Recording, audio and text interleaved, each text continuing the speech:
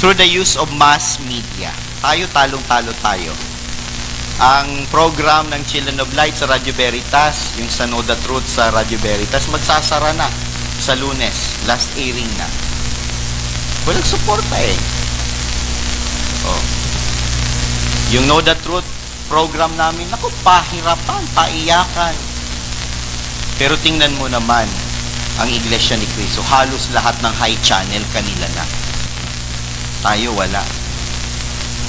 Napag-iiwanan tayo. Tutol ba tayo na dapat sa isang relihiyon, lalo tunay na relihiyon, ay magsagawa ng pag-aabulo? Hindi ho tayo tutol dahil sa tunay na relihiyon, talagang utos po ng Panginoon Diyos yung pag-aabulo. Kaya nga nang magturo si Apostol Pablo, kapatid na Rabel, pagka maghahandog o mag-aabuloy, ano muna ang dapat isagawa ng sinuman? Bahagi kasi ng pagsamba, yung paghahandog o pag-aabuloy. Dito natin inaakit yung ating mga taga-subaybay. Kung mali yung relihiyon na kinalalagyan nyo, una, wala silang karapatang manghingi.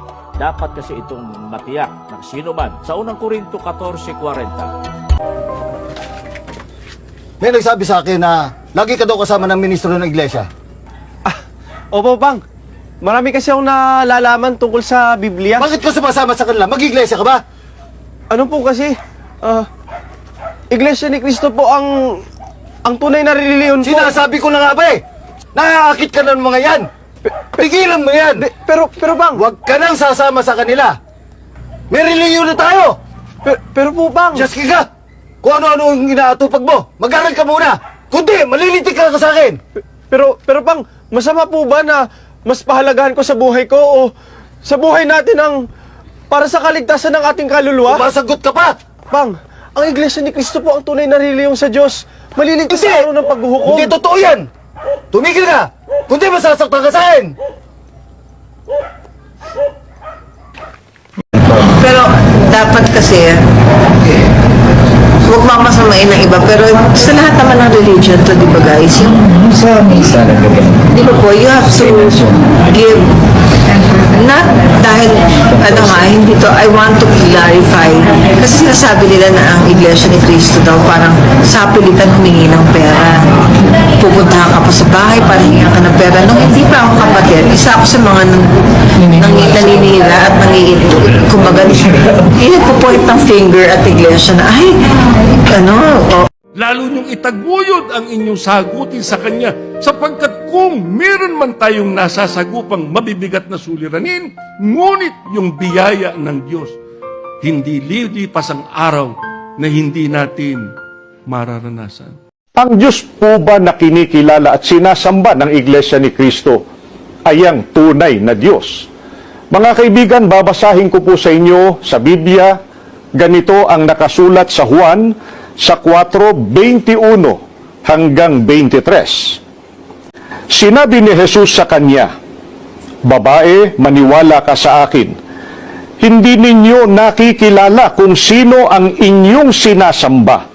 Ngunit, nakikilala namin ang aming sinasamba, sapagkat ang kaligtasan ay nanggaling sa mga Hudyo. Ngunit, dumarating na ang panahon, at ngayon na nga, na ang tunay na mananamba ay sasamba sa Ama, sa Espiritu at sa katotohanan, sapagkat ito ang hinahanap ng Ama sa mga sumasamba sa Kanya."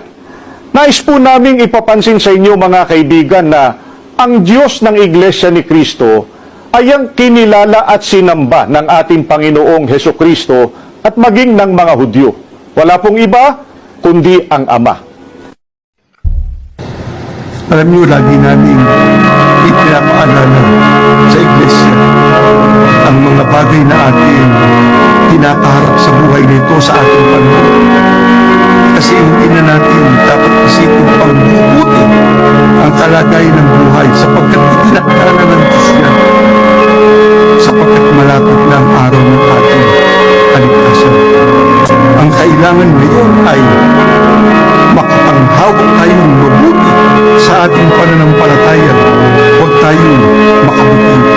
Ang dapat natin ipagmakaawa sa ating Panginoon na yung kanyang pagliligtas sana'y mamalagi sa ating buhay.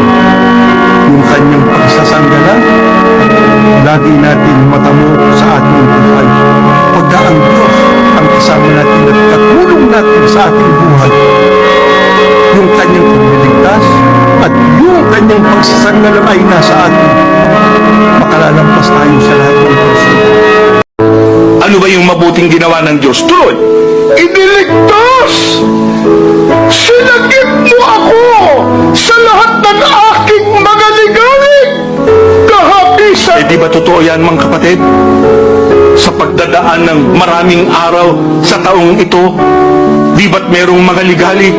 Di ba't merong mga kahapisan na nasagupa tayo? Pero ano ang ating naranasan? Yung mabuti, yung kabutihan na mula sa ating Panginoong Diyos.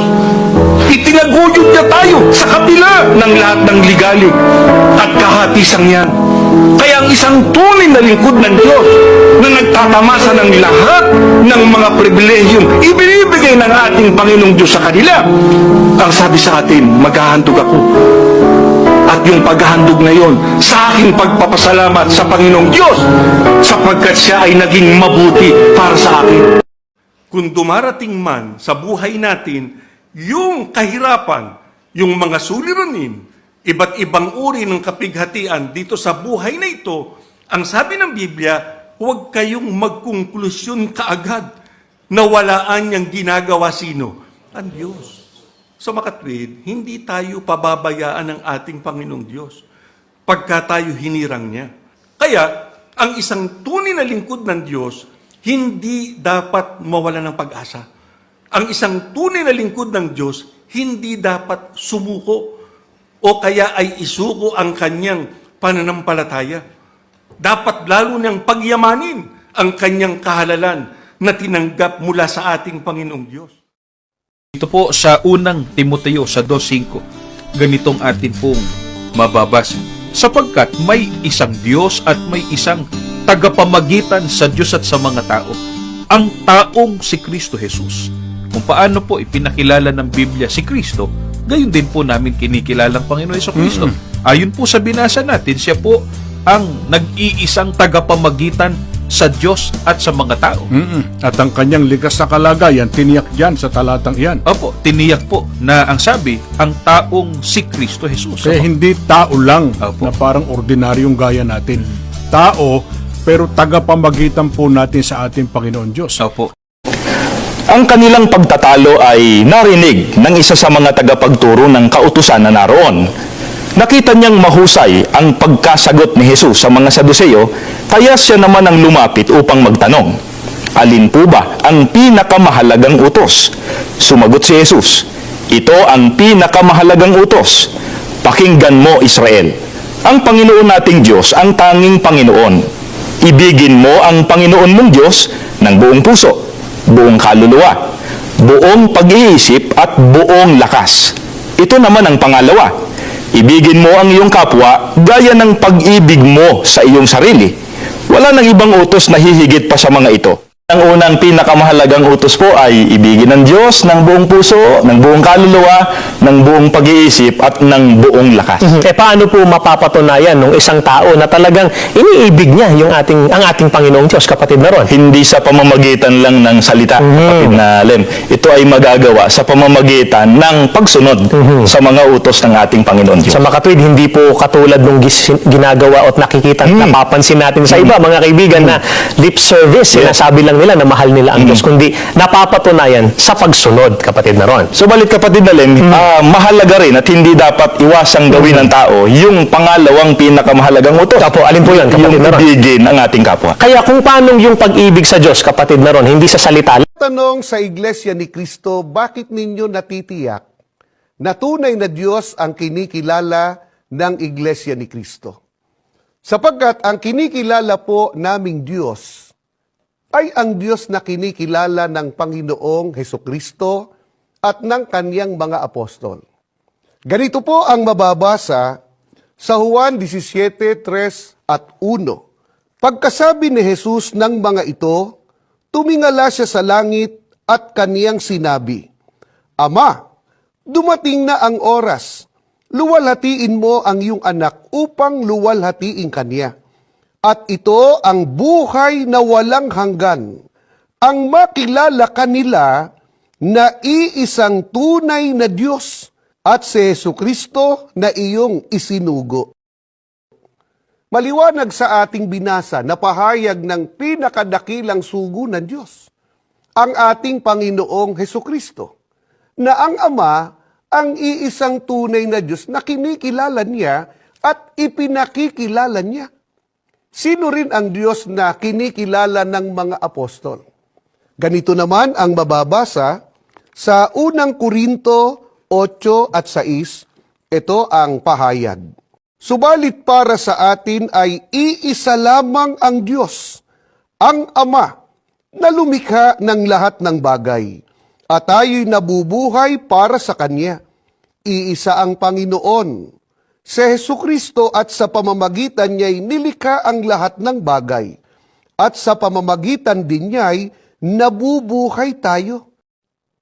Maliwanag din sa ating binasang pahayag ng mga apostol, ang Ama ang kinikilala nilang iisang tunay na Diyos.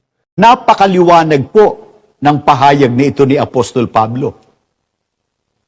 Ang iglesia ang may kaugnayan o relasyon sa ating Panginoong Hesukristo. Kaya hindi po isang kalalabisan na sabihin natin sa pagkakataong ito na kailangan ng tao ang tunay na iglesia para siya magkaroon ng totoo o tunay na relasyon sa ating Panginoong Hesukristo at maging mapalad sa pagkabuhay na mag-uli.